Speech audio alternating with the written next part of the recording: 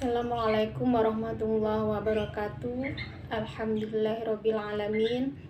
Wa bihi nasta'in wa ala umuri dunya waddin. Wassalatu wassalamu ala asyrafil anbiya'i wal mursalin Sayyidina Muhammadin wa ala alihi wa ashabihi ajma'in, amma ba'd. Yang saya hormati Bapak dosen pengampu mata kuliah Administrasi dan Supervisi Pendidikan, yang saya sayangi rekan-rekan PAI 5B Institut Agama Islam Al-Qadiri Jember. Pada kesempatan kali ini saya dari kelompok 3 yang beranggotakan saya sendiri, Hindun Dahliana dan Risatul Mu'awanah, akan mempresentasikan tentang perencanaan pendidikan,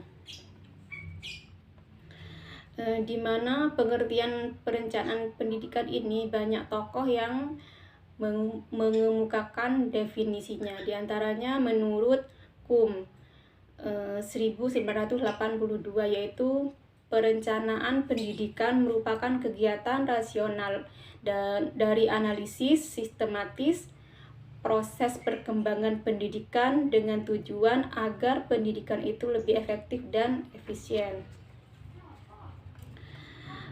Sedangkan tujuan perencanaan yaitu menurut Depdiknas 2006, perencanaan pendidikan di lingkup sekolah bertujuan untuk menjamin agar perubahan atau tujuan pendidikan yang telah ditetapkan dapat dicapai dengan tingkat kepastian yang tinggi dan resiko yang kecil. Kemudian mendukung koordinasi antar pelaku sekolah, menjamin terciptanya integritas, sinkronisasi, dan energi baik antar pelaku sekolah, antar sekolah, dan dinas pendidikan kabupaten atau kota, dan antar waktu, menjamin keterkaitan dan konsistensi antar perencanaan, penganggaran, pelaksanaan, dan pengawasan. Selanjutnya, mengoptimalkan partisipasi warga sekolah dan masyarakat, menjamin tercapainya penggunaan sumber daya secara efisien, efektif, berkeadilan, dan berkelanjutan. Pendekatan perencanaan, yaitu pendekatan melalui perencanaan tenaga kerja, yaitu diarahkan agar tercipta lulusan yang memiliki skills yang dibutuhkan dunia kerja dan perkembangan zaman. Contohnya yaitu mengadakan program life skill.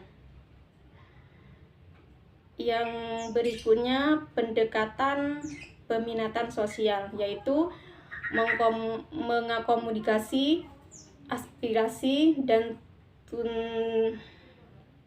tuntutan yang berkembang di masyarakat dalam berbagai dimensi kehidupan seperti moral, sosial, ekonomi, dan lain-lain.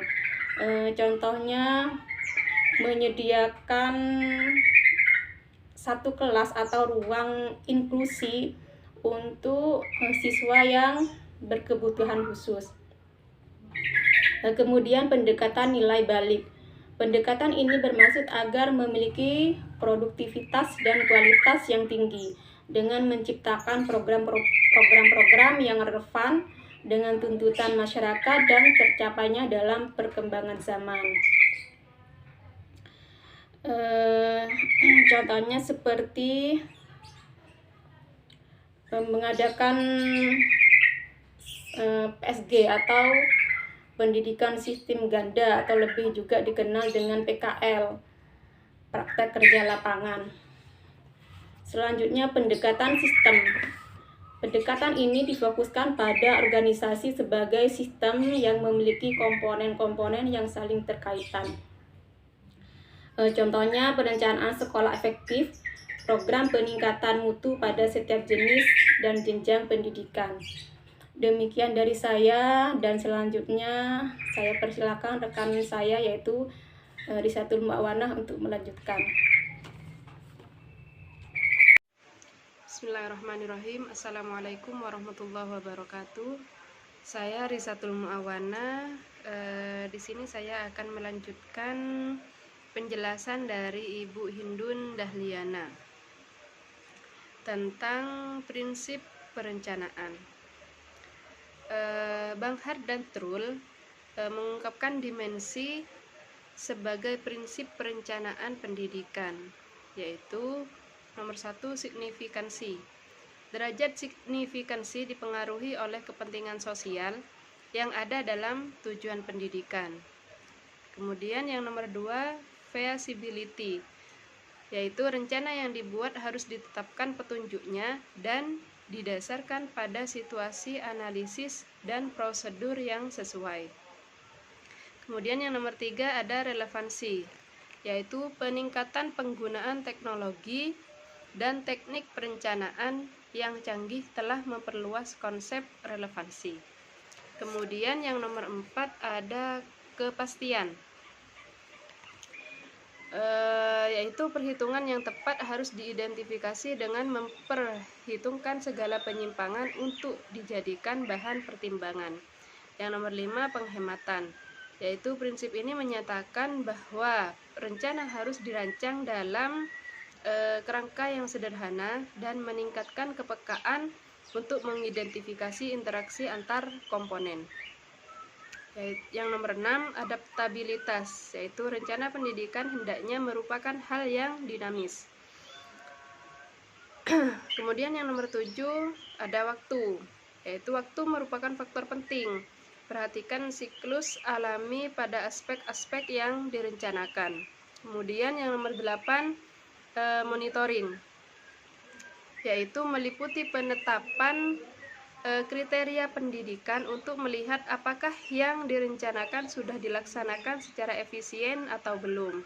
Kemudian yang terakhir yang nomor 9 subject matter, substansi apa yang sedang direncanakan dikembangkan oleh MC-CLUR, seperti tujuan dan sasaran, program dan layanan, dan sebagainya. Kemudian jenis dan lingkup perencanaan. Lingkup perencanaan yaitu terdiri dari perencanaan makro, mikro, dan perencanaan meso. Yang nomor 1 perencanaan mikro. Perencanaan mikro adalah suatu perencanaan pada level operasional ditujukan secara khusus untuk memperbaiki kemampuan dan kinerja individu atau kelompok kecil individu. Yang nomor 2 perencanaan meso. Perencanaan meso adalah suatu perencanaan level organisasi operasional dan menengah ditujukan secara khusus untuk memperbaiki kinerja organisasi atau satuan pendidikan.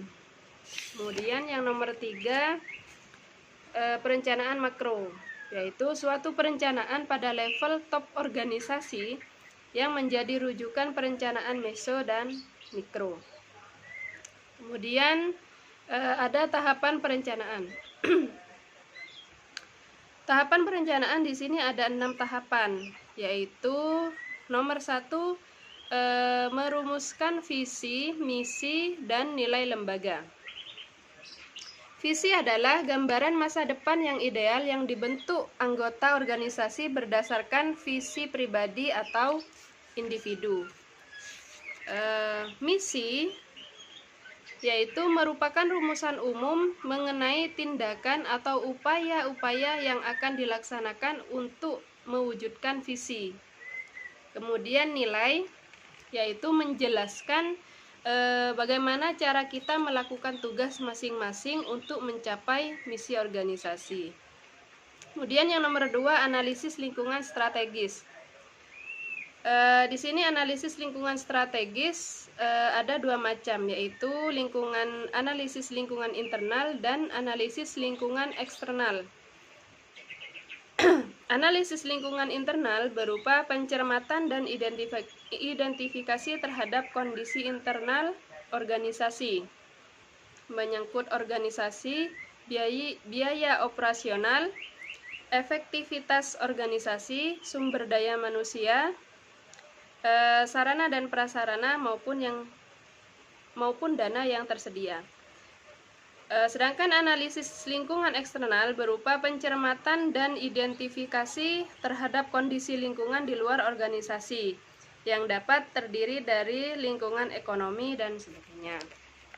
Kemudian yang nomor 3, faktor-faktor kunci keberhasilan atau critical success factor. Faktor kunci keberhasilan, faktor yang sangat mempengaruhi keberhasilan maupun kegagalan pencapaian misi organisasi. Kemudian yang nomor 4, tujuan dan sasaran. Di sini tujuan mengandung usaha untuk melaksanakan tindakan atau rumusan mengenai apa yang diinginkan pada kurun waktu tertentu. Kemudian sasaran organisasi adalah rumusan spesifik mengenai apa yang diinginkan pada kurun waktu tertentu. Kemudian yang nomor 5, strategi atau kebijakan, program, kegiatan. Strategi organisasi merupakan suatu persyaratan mengenai arah dan tindakan yang diinginkan pada waktu yang akan datang.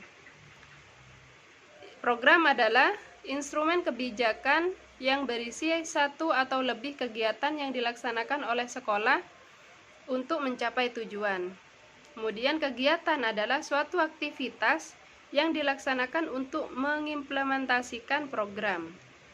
Kemudian yang terakhir, yang nomor 6, ada evaluasi kinerja, yaitu dapat berupa pemantauan dan evaluasi yang memberikan umpan balik terhadap keberlangsungan atau masa depan rencana. Baik, mungkin cukup sekian dari kami. Apabila ada salah hilaf, kami mohon maaf yang sebesar-besarnya. Wabillahi taufik wal hidayah. Wassalamualaikum warahmatullahi wabarakatuh.